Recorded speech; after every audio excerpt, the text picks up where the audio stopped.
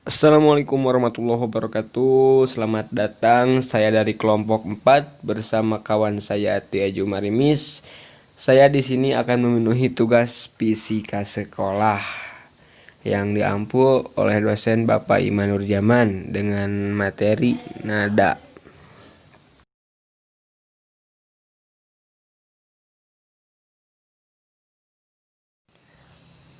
Nada internasional adalah 440 Hz.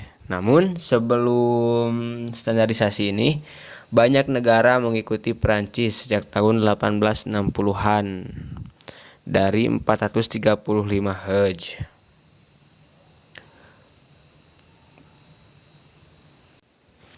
Perbedaan antara 440 Hz dan 432 Hz yaitu 432 Hz dianggap lebih menenangkan, sedangkan 440 Hz itu cenderung menegangkan dan membuat orang cemas. Maka dari itu, perindustrian orkestra pada zaman itu menstandarisasi nada menjadi 440 Hz.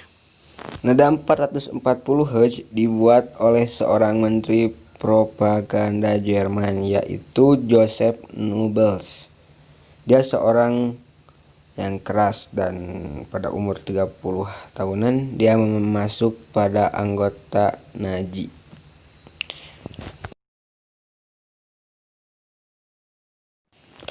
Nada sangat berpengaruh pada pitch atau musik, maka dari itu pitch akan kita pelajari dan akan disampaikan oleh kawan saya, Tia Jumarimis. Pitch adalah properti perseptual dari suara yang memungkinkan mereka memesan pada skala yang berhubungan dengan frekuensi, atau lebih umumnya yaitu pitch adalah kualitas yang memungkinkan untuk menilai suara sebagai lebih tinggi dan lebih rendah. Dalam arti yang terkait dengan melodi musik, pitch dapat ditentukan hanya dalam suara yang memiliki frekuensi yang jelas dan cukup stabil. Untuk membedakan dari noise, pitch adalah atribut pendengaran utama dari musik, bersama dengan durasi, kenyaringan, dan timbre. Pitch dapat dikuantifikasi sebagai frekuensi, tetapi pitch bukan merupakan properti fisik murni objektif. Itu adalah atribut kejiwaan subjektif dari suara. Secara historis, studi tentang persepsi pitch dan pitch telah menjadi masalah utama dalam pitchhoa-choitis dan telah berperan dalam membentuk dan menguji teori resonansi suara, pengolahan, dan persepsi dalam setiap pendengaran. Selanjutnya yaitu frekuensi nada atau interval nada. Bunyi terbagi menjadi dua, yaitu yang pertama A. Desah. Desah adalah bunyi yang memiliki frekuensi tidak teratur. Contohnya seperti bunyi daun ditiup angin dan bunyi gemuruh ombak. B. Nada. Nada adalah bunyi yang memiliki frekuensi yang teratur. Contohnya seperti bunyi berbagai alat musik. Hal itu dikarenakan berbagai alat musik selalu menghasilkan jumlah getaran yang sama dalam tiap satuan waktu. Berikut ini jarak pada tangga nada, yaitu tinggi nada di atas dapat diubah-ubah karena frekuensinya belum ditentukan. Jadi, kita dapat menyanyikan nada do setinggi re atau setinggi mi dan seterusnya. Sedangkan nada-nada lain mengikuti jarak nada-nada di atas. Nada-nada yang digunakan dalam teori musik adalah C, D, E, F, G, A, B, C, C, D, E, F, G, A, B, C1, C1, D1, E1, F1, G1, A1, B1, C2, C2, D2, E2, F2, G2, A2, B2, dan C3. C1 dikatakan satu oktav di atas C, sedangkan C2 dikatakan 1 oktav di atas C1 atau 2 oktav di atas C atau 1 oktav di bawah C3. Agar tinggi nada dalam sebuah lagu sesuai dengan kehendak penciptanya, maka digunakan kunci, misalnya do sama dengan C. Artinya, nada do pada lagu sama tinggi dengan nada C pada piano atau alat musik internasional lainnya. Perbandingan frekuensi atau interval nada, yaitu interval nada adalah sebagai berikut: C, D, E, F, G, A, B, C1. Artinya C berbanding dengan D sama dengan 24, berbanding 27 sama dengan 8 berbanding 9. C berbanding C1 sama dengan 24 berbanding 48 sama dengan 1:2. Frekuensi yang digunakan sebagai nada dasar adalah nada A dan secara internasional telah ditetapkan sama dengan 440 getaran dalam 1 sekon, atau frekuensi nada dasar A sama dengan 440 Hz. Pada alat musik, yang pertama pada drum. Nah, setelah drum diketuk, drum akan bergetar dan getaran tersebut menyebar luas ke seluruh permukaan drum dengan kecepatan yang sama.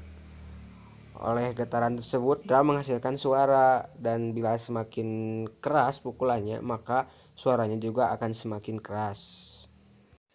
Selanjutnya, ilustrasi bunyi pada biola.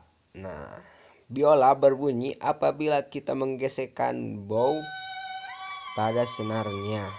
Ketika senar bergetar, maka bunyi akan ada. Untuk memperindah atau memperlembut, bunyi harus dipadukan dengan kunci-kuncinya. Bow biasanya terbuat dari ekor kuda putih yang dilapisi getah pinus untuk memperhalus suaranya.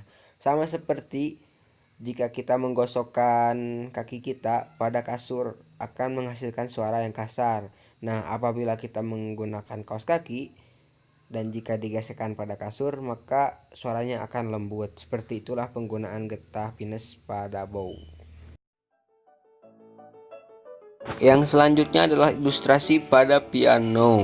Piano akan berbunyi apabila kita menekan touch.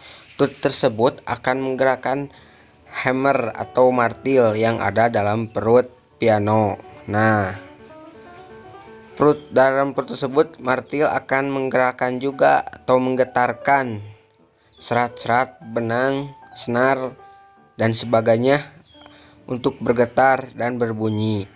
Namun akan menghasilkan nada yang rendah. Untuk menghasilkan nada yang tinggi, maka suara akan diredam beberapa saat oleh perut piano.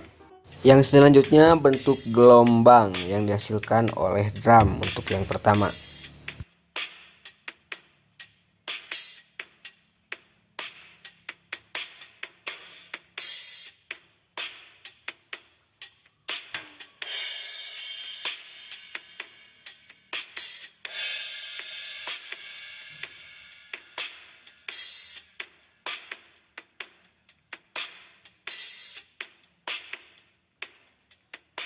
mungkin dapat dilihat bentuk dari gelombang yang dihasilkan oleh nada drum.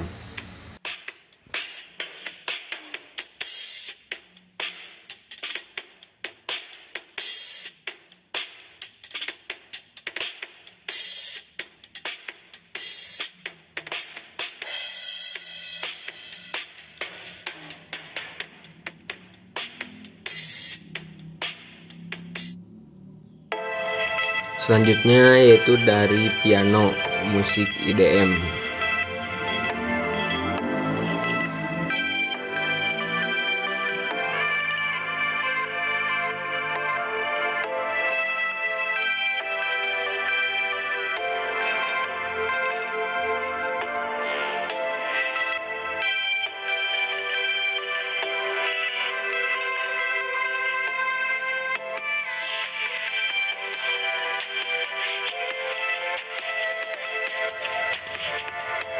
Ini juga dapat dibandingkan dengan musik yang lainnya.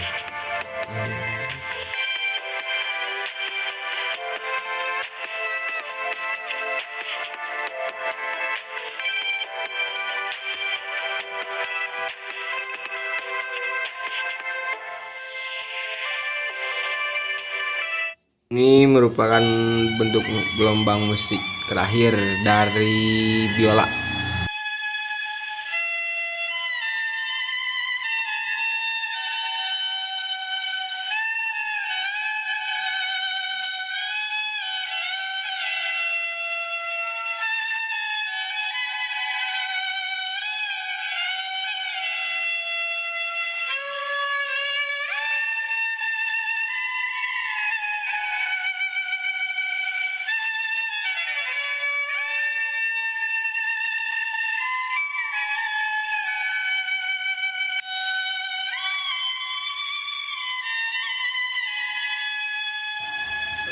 Mohon maaf bila rekamannya pecah atau musiknya kurang baik dan membuat bentuk gelombangnya menjadi agak berbeda. Mohon maaf untuk itu.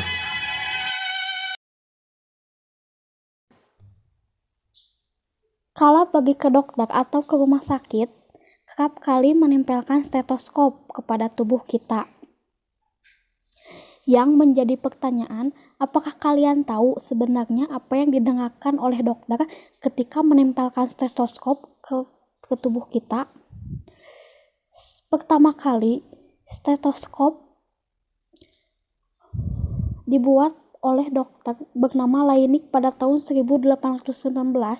Stetoskop buatan Laennec, seorang berkebangsaan Prancis ini, hingga kini menjadi salah satu simbol dari profesi medis, di mana alat tersebut digunakan oleh para dokter untuk mendengarkan suara pada rongga dada seperti suara janin, suara detak jantung, suara pena, atau suara usus pasien. Ini adalah contoh dokter sedang memeriksa suara jantung kala terlebih dahulu menempelkan stetoskopnya terlebih dahulu kepada dada, di mana hal itu gunanya untuk mendengarkan detak jantung kita. Tujuan untuk menentukan apakah jantung kita berdetak dengan benar dan juga mempunyai ritme yang normal, yang bisa dijadikan patokan mengenai kesehatan jantung kita. Seperti ini, detak jantung ini, seseorang yang normal mempunyai dua suara, yaitu suara S1 yang terdengar seperti loop dan suara S2 yang terdengar seperti dub. Jika yang tidak biasa, itu berarti jantung yang ada pada tubuh kita dalam masalah. Berikut ini suara-suara abnormal jantung yang bisa didengarkan oleh para dokter dengan bantuan stetoskop. Ini adalah contoh dokter sedang memasang stetoskop. Suara abnormal di jantung yang sangat umum adalah suara murmur, yaitu suara seperti desingan, suara serak, atau tiupan yang terjadi selama jantung berdetak. Hal ini merupakan tanda jika anak tersebut mendapatkan penyakit jantung bawaan. Saluran antara aorta dan juga aorta paru-paru gagal menutup dengan benar. Untuk orang dewasa, murmur adalah tanda adanya masa katup jantung dan juga macam lainnya. Galop, irama detak jantung yang sama seperti dengan suara langkah kuda yang sedang berlari. Ini menandakan adanya gagal jantung, akan tetapi jika hal ini ditemukan pada atlet berusia muda dan juga ibu hamil. Suara klik atau suara dengan nada yang tinggi pendek memberikan tanda adanya masalah di kutub mitral jantung. Seperti suara gesekan memberikan tanda bahwa kita terkena infeksi jenis tertentu lantaran virus atau bakteri atau jamur.